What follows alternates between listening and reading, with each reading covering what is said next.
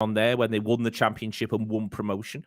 We've also got Emma Sanders to talk about potential transfers, ins and outs, looking ahead to the women's season next season from a Liverpool point of view. We've got Paul Dehaney to join us to talk about his wonderful work he does on Africa. Oh, yay. Very exciting that coming up in a couple of weekends in Liverpool in Sefton Park. But we will start this tour live talking about Liverpool's potential signing of Darwin Nunez, a club record signing, no less. Leanne Prescott, Liverpool lining up Darwin Nunez. It does appear to be happening faster and faster. It feels as though the idea of there being any other move to Manchester United, it has been knocked aside at this stage of proceedings. And there's every chance Nunez is confirmed at some point across the next 72 hours, it appears.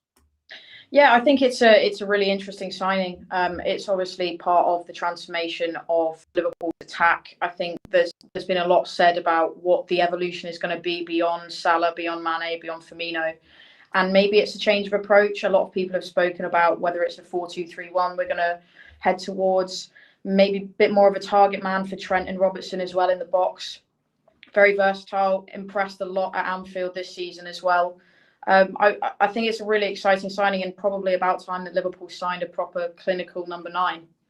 It's one, Philippe, where, I think you've always got to be careful with how we envisage sort of systems and changes. At the start of the season, for instance, when Liverpool were playing Harvey Elliott, it looked a lot like 4-2-4 at times, to be quite honest with you. It looked like there was a bit more of that going on. Similarly, at times when Jota plays centre forward, he's very much a number 9 style centre forward, to the point that people would say, is he involved enough in build-up play and all of that sort of stuff? I think that we can sometimes get carried away with what could be, what the manager may see as quite nuanced tweaks or evolutions that we will end up describing as though the world is now a massively different place because one signing's been made.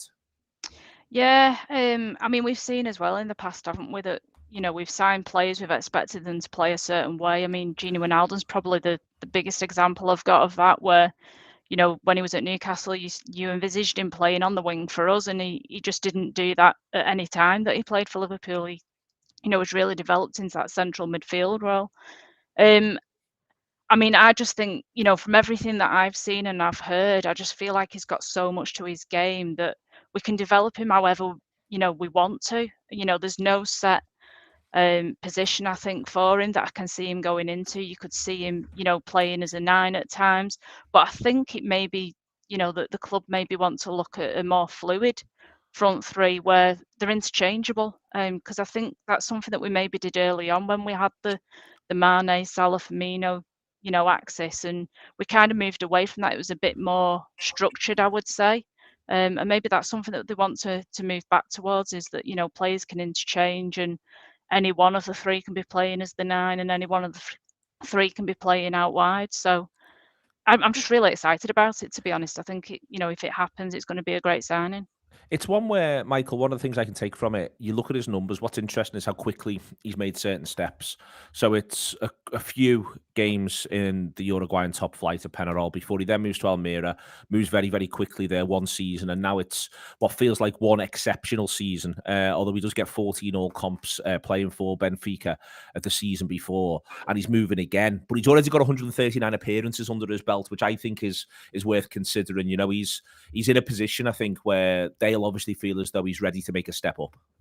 It's a massive step up from the season prior, but from what I can remember, he's got the 12 assists that year before, so he's able to contribute in those terms as well, depending on how the team set up around them. And that jump to then the 34 goals last season is phenomenal. And for what we've needed, or what we felt short on this season, we've looked, the last 20 minutes in games where we just needed that little bit of difference, that bit of sharpness in the box.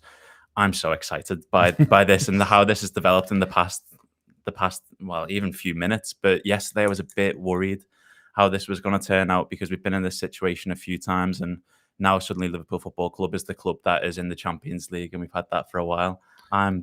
Hopefully we'll get this over the line in the next few minutes, is how it feels. It feels as though it's happening very quickly, that, Leanne. There's something around, for me, the idea of the pin movement is something that's fascinating. There's a couple of times this season when Origi does get involved, and Liverpool look a different proposition for a minute or two. I think that, for instance, it gets some of Salah's best and most creative moments come when Divoc's on the pitch. And let's be clear about this, Divoc's not on the pitch that much, but I can remember a couple of really, exceptional contributions from Salah around that. It does feel as though that's something more that we can unlock. And then within there as well, I think the idea of, if his work rate's right, which it was when he played us, and which, I think has been there in the bigger games that he's featured in, he's potentially so physically imposing that it can, because he's got the idea that not dissimilar to Divock Origi in a sense, the idea that he's not just very, very big and he's not just very, very quick. He is both. It makes him exceptionally difficult to defend potentially. And if the work rate's there as well and the touch can be worked on, he could be in great shape from a Liverpool point of view. Yeah, and I think one of the good things as well is his movement. He's not afraid to go down the line, to stretch the play, and that's something that people have said, it's great to have a target man, but he's so much more than that. He's so much more versatile, as Philippe has said. And what he will bring to Liverpool isn't just the hold-up play, bringing Salah into the game, bringing Mane, bringing Firmino into the game. It's what he can do on the ball and what he can do off of it. And I think that one of the crucial things as well is, as Philippe has said, he's 22. He's got a lot of maturing to do. But Liverpool are buying a player that has shown so much promise, is raw, and can be moulded into something more. And that has really been Klopp's MO at Liverpool. He's done that with Jota, he's done that with Salah, he's done that with so many players. And Liverpool are getting a player for the here and now, but also for the future, and someone that they can build this next attack around. With the what comes next, Philippa, around this is obviously part of this. It does look as though, or feel as though, it's linked very much to Sadio Mane moving on this summer. I don't think Liverpool will want to go into the season with 6 lads who all feel they should be starting in a front 3 position, which is where they would be if they kept Sadio Mane in the context of signing Nunez. I think that 5 plus Carvalho, Liverpool have made promises and assurances to Carvalho. That's where I see Liverpool making their move. That's what I see them doing around this. It'll be really, really sad to see Sadio go. But Liverpool, it feels as though, are going to be determined to maximise the value they can get out of Sadio Mane in terms of getting that move over to Bayern Munich. Yeah, I mean, I'm just a bit of a, one of those people. I'm a bit too sentimental, so I always wanted to see Salah, Mane and Firmino basically end the careers at Liverpool. I wanted to see them out, but if we're realistic and we want to continue to compete at the very top for a long period of time, then we do need to bring in fresh blood. And I think you're right that you can't necessarily do it all. You can't keep Mane, and you can't, bring in new players as well, because somebody's going to end up upset, and it could potentially upset the kind of like the camaraderie in the dressing room as well. And that's something that we need to avoid. So I think that comes into it as well. If Mane, has made the noises, and Klopp's always said this when he first joined the club, that if a player makes noises that they want to leave the club, he's not going to stand in the way. And I think that deal gets done. I'll be sorry to see Sadio leave, but it does feel like it's all interlinked. And if the Mane move doesn't happen, then I can't see Nunez coming in. But I think that if Nunez happens over the next 72 hours, then I expect that Mane gets done pretty quickly as well. It's part of, I think, an evolutionary process, Michael. I think everyone in our minds, we've got this idea that there'll be a day where it'll go from one Jurgen Klopp Liverpool team, and then there'll be a big line drawn, and loads will leave, and loads will come in, and then there'll be another Jurgen Klopp team. But I think we've seen, with the signing, if you look now off from the summer of 2020 after they won the league title, across effectively three seasons worth, they've completely renovated the front 3. It started with Jota, they've then added Diaz, now it's Nunez. It does feel as though Liverpool are going to be much more sort of evolutionary in this than the idea that there's just going to be like some sort of BC AD moment. There was a fear in me past a year or so ago when we seen there's a lovely little graph that someone had put together where it was a lot of the players and seeing their potential and had they peaked and their ages, and there was only Trent that was before that line, 2022 when I seen this chart. Now suddenly adding like Konate and the Diaz sign, and Potter's come in and he's been fantastic for us. So we're finally starting to see that transition in develop in front of our eyes, and there's very little transition time as well. What I'd say with the signings that we have made, it's not taken too long for Jota to bed in. It's not taken any time at all for Diaz to step in. He's come in and now he's the eighth most valuable player in the world. What seemingly feels like overnight. So if we're going in after Nunez and we see the numbers, we see the club back him as well, then I think we're just making another step in that transition process. Making a step in the transition process. For me, with Nunez, I've got his shot map from last year playing for Benfica.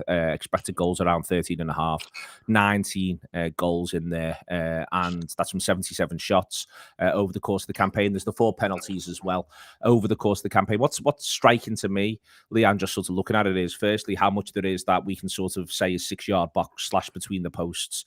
It does pull a bit to the left, but even there's goals scored from that right-hand side channel as well.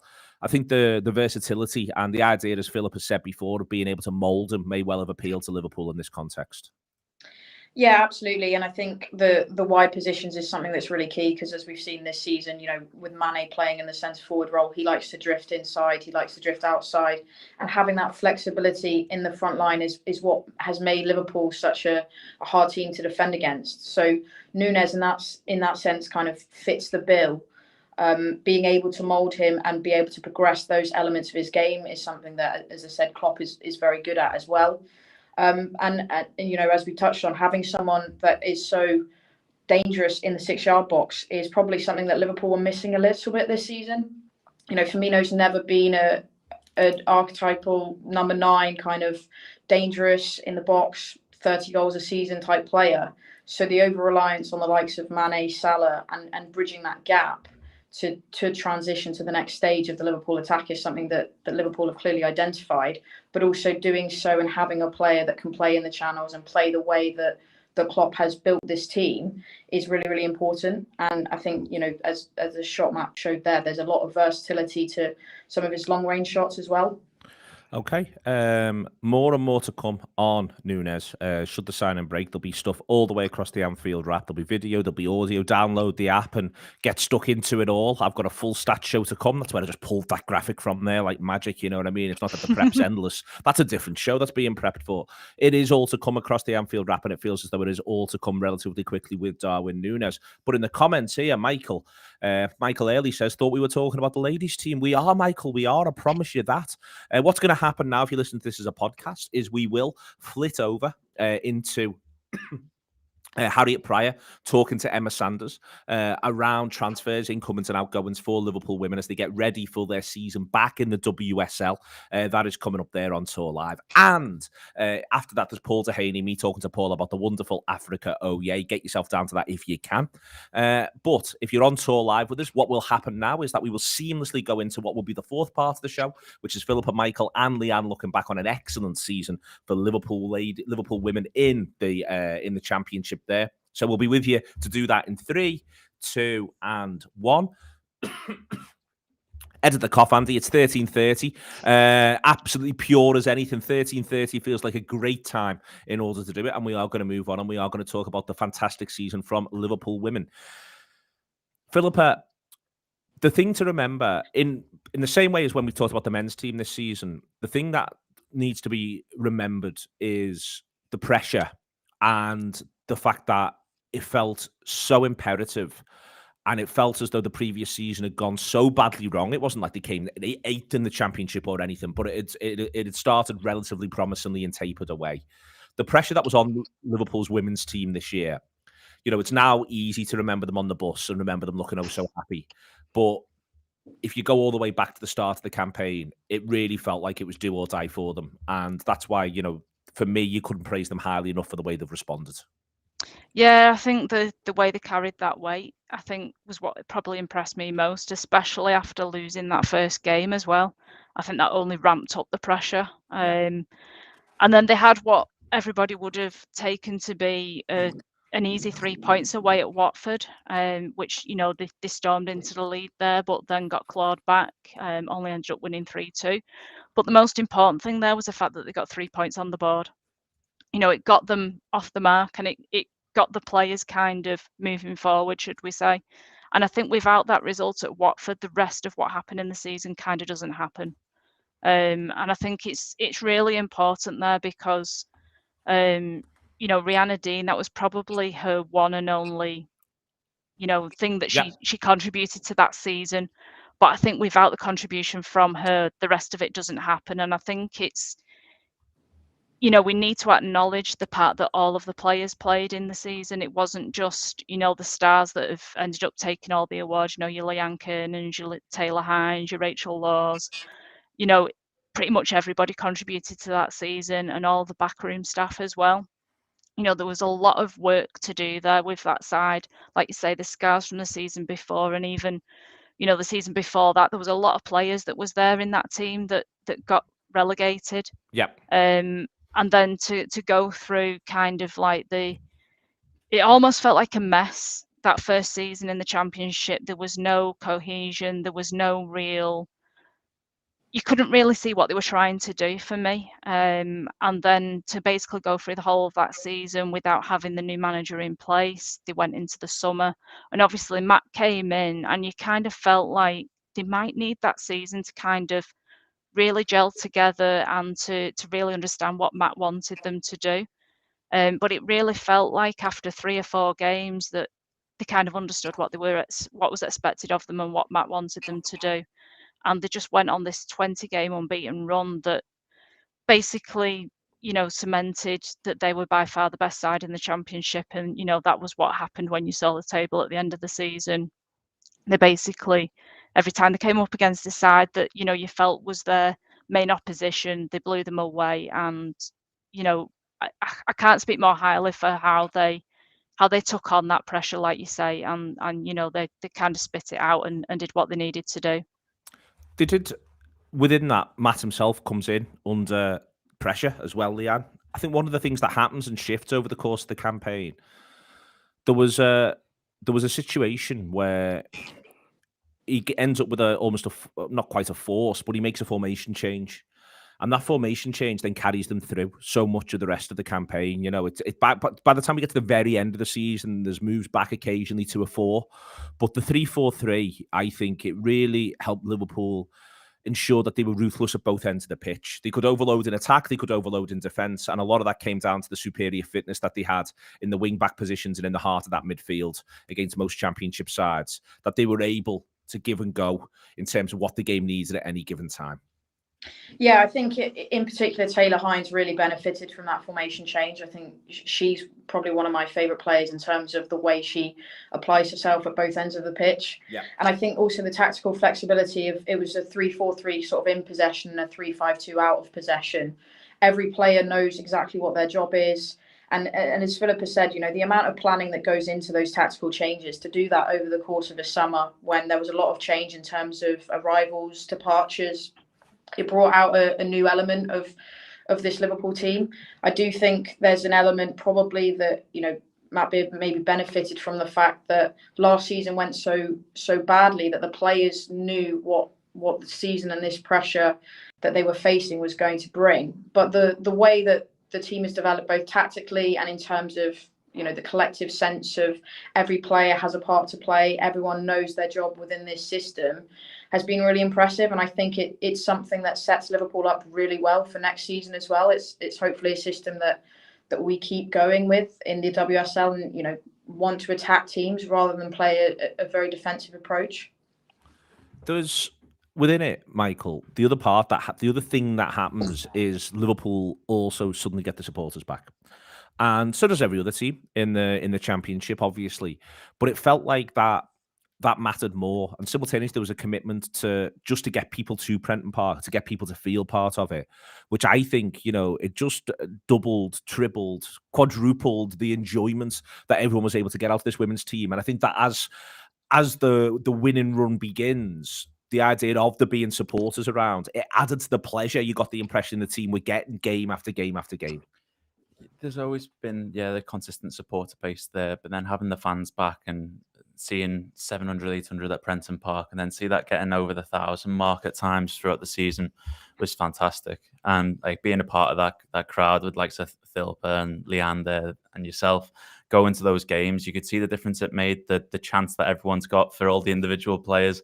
there's such a brilliant atmosphere that's created by the supporters for this brilliant team. And it only just amplified and got bigger and bigger, and the momentum started to build not only from the terraces there, but then you could see it reflected in the performance from the players. And that 20-game winning streak doesn't happen by the fans turning up at Prenton Park either. Those people, a lot of people have been home and away to support this women's team, and they've taken the same sort of numbers away to the likes of Blackburn, to the likes of Bristol towards the end of the season. It's been fantastic throughout. It feels like certain players came to the party at key times. So Leane's a really good example of it, where Liverpool, Philippe has mentioned Leane having struggles with injury. Leane then absolutely goes through the middle, plays number 9, and all of a sudden she just can't stop scoring.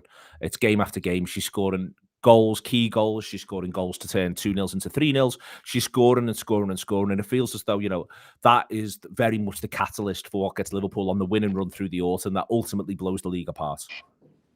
Yeah, and then we see like a Stengel then step in and see how dynamic the team can be, and seeing Kiernan move position, and sometimes it didn't look too comfortable for her, but then in the end they sort of worked it out between themselves on the pitch, and there'd be games when they're both getting on the score sheet, and the numbers from Stengel, I think, is it 7 or 8 goals towards the end of the season with a short spell. So it just gets you then excited for what they can do together up front going into the WSL.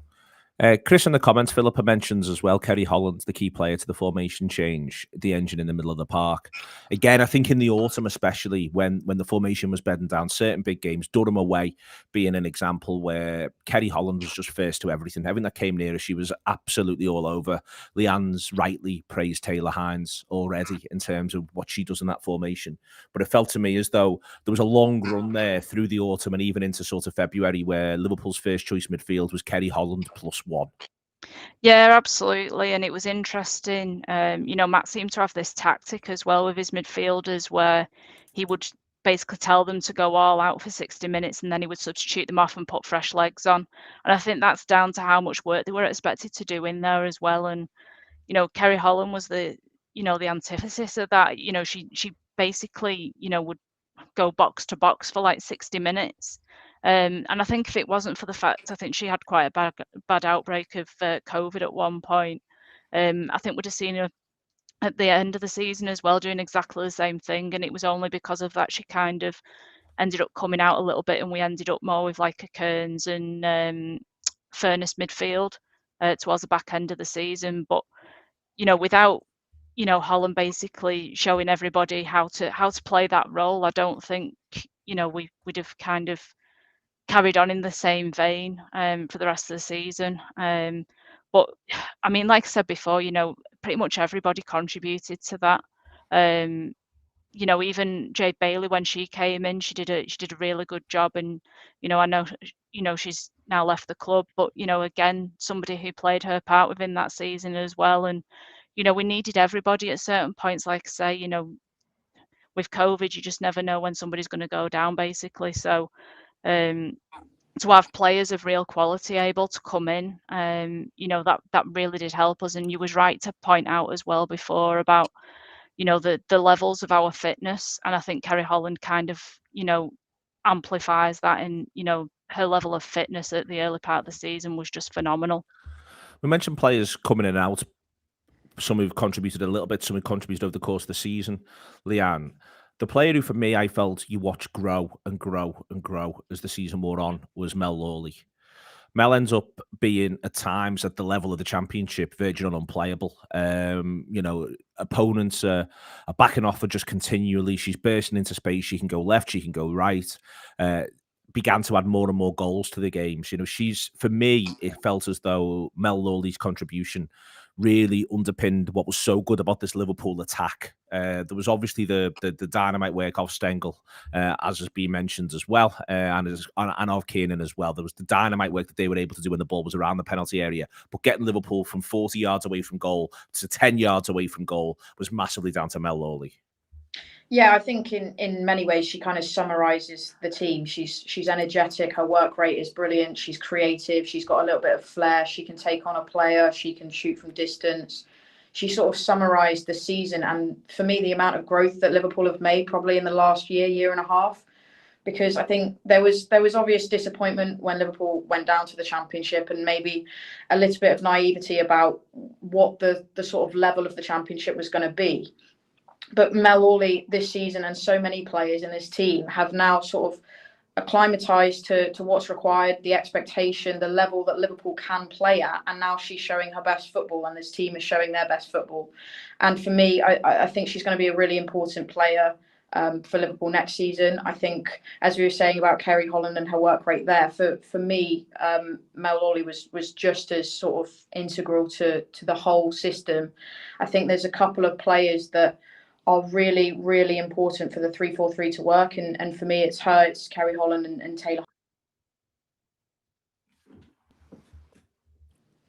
Philippe, the next sort of phase of this is going to be with one eye on next season. I'll move on to that in a second, but the three centre-backs, I think all at different times, whoever it is who gets dropped into those roles, they all contribute massively as well. For a long period, I felt at the start of the back three, Leane Robe was unbelievably important for her ability to step into midfield and turn the three into back being a more sort of conventional four for a couple of minutes as play was sort of moving through. But overall, by the end of the season, everyone who ended up playing in the three centre halves at the back, they all do contribute tactically very, very clearly to what Matt Beard wanted. Yeah, I mean, I think at the start of the season, you kind of wondered, how we were going to, develop the team. You felt like we were kind of relying a lot on Nifahi. And I think, if there's one thing that I'll say, she's a great organizer of people. But I would say that she probably lacks a little bit of pace. And I think what having the three centre backs gave us was just that extra bit of cover.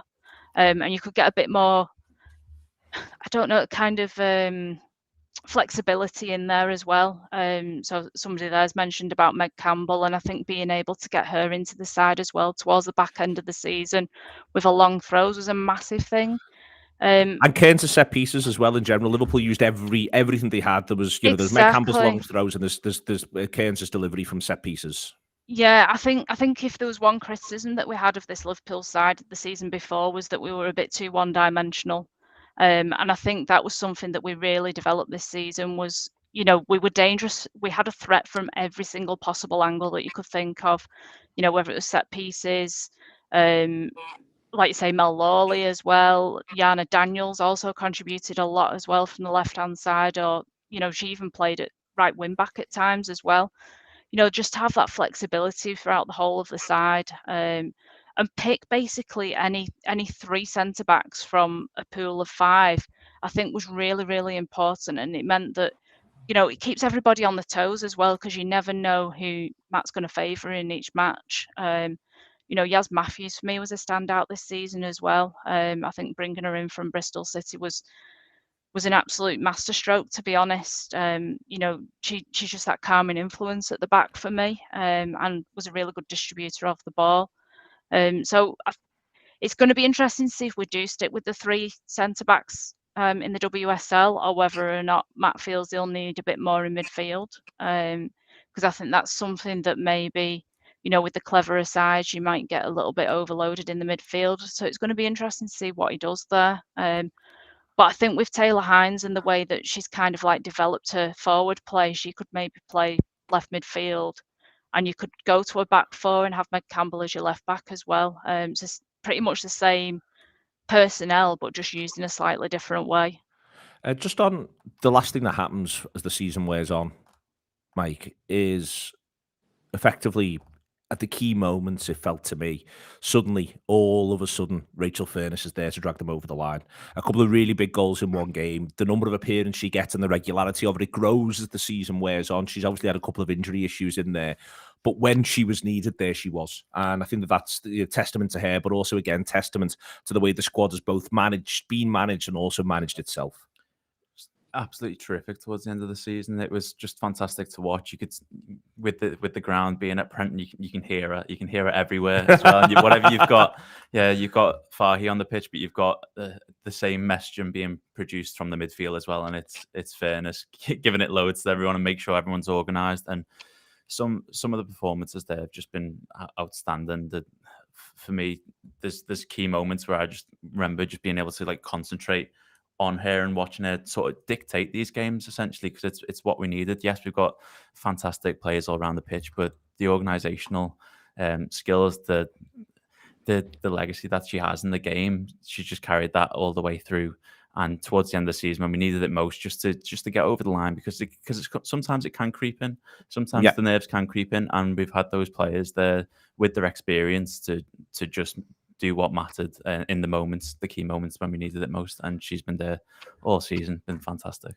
And the one who, more than anyone else, Philippe, throughout the whole of the season, is genuinely outstanding week in, week out, the goalkeeper. And she's going to be so important for next season as well, Rachel Laws. It's just tremendous performances, game in, game out, unbelievably brave when called upon on a few occasions. But the sheer quality, of the kicking, finding those angles, again, making the 3-4-3 work by virtue of a distribution. I thought she was incredible, genuinely. For me, she ends up being, I think there was different points where different players were exceptional. We've sort of cited them as we've gone, but over the long haul of all games that she ends up having to play, for me, Rachel Laws was Liverpool Women's Player of the Year. Yeah, I think she got voted the Players' Player of the Year as well, and I think that tells you they know what they're doing. Exactly, it tells you everything that you need to know. And also, I mean, we mustn't forget what happened to Riley Foster in the season, and that, where you was going to kind of like share that workload between the two of them, it ended up basically being Rachel Laws, and there was times that she was having to play with Knox, and she did it, and you just didn't see any drop off in her performance at all. I agree. She was my player of the season. I think without her and her communication from the back, I think the rest of the team can't do what they do. And then at key moments, she pulled off some massive saves. I mean, the one that really stands out for me is away at Charlton.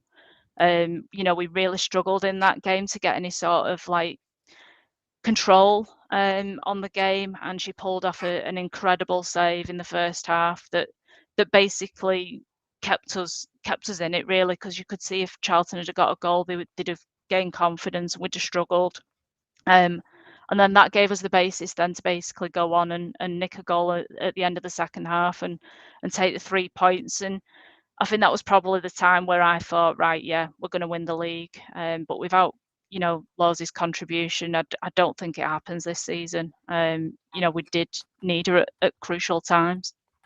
Leane, then, beginning to look towards next season, the step up, and let's be, quite clear about it, is absolutely massive.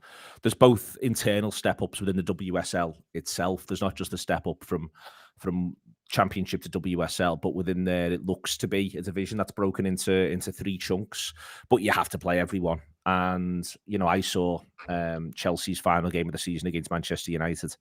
And I felt if Chelsea had needed to win that game 8-2, they'd have won 8-2. They were that much better than Manchester United. And United finished 4th in the WSL over the course of the season.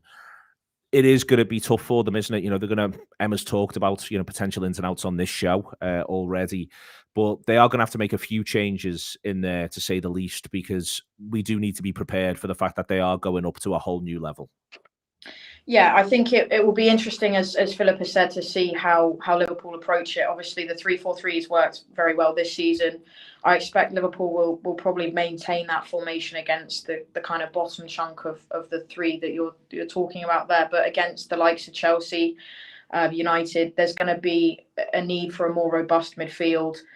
The energy of the likes of Kerry Holland is going to be so important, and the experience of the likes of Rachel Furness is something that Liverpool are going to have to rely very heavily on.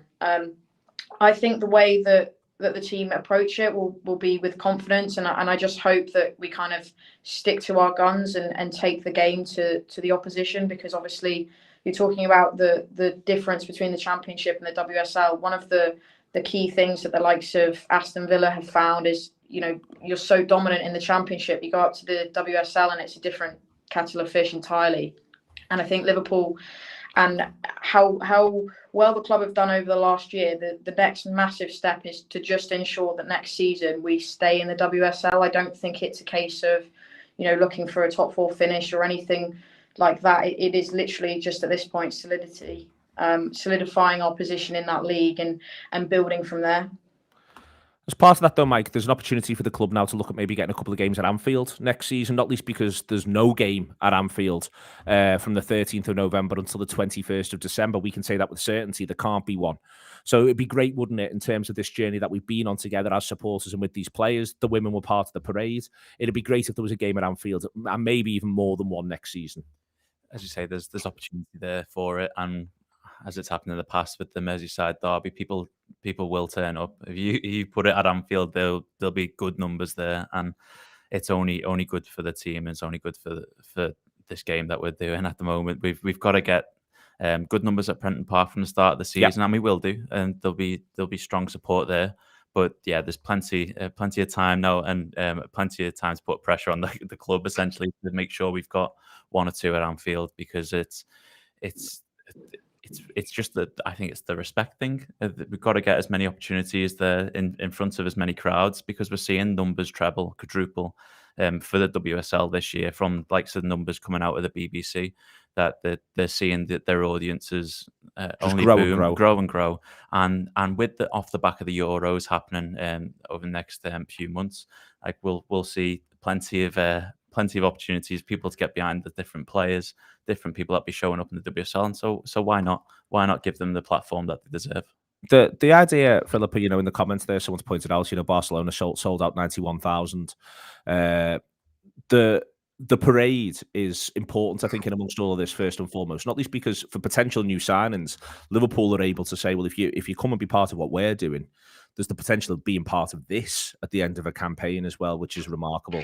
But the acclaim that the bus got as it went round, within that, I think it's a massive step forward in order to do the next thing, which is to get a game at Anfield, get more than one game at Anfield, and be really, really ambitious with it. The issue with that, though, is that Liverpool supporters will want to see a side that is capable of competing week in, week out as well. That is important. No one wants to watch the Liverpool team get whacked, as happened to Leicester this season. That is going to be a big part of this. But if it all comes together, there's just this journey that we've started all together. It feels as though it could grow and grow across the next 2, 3, 4 years.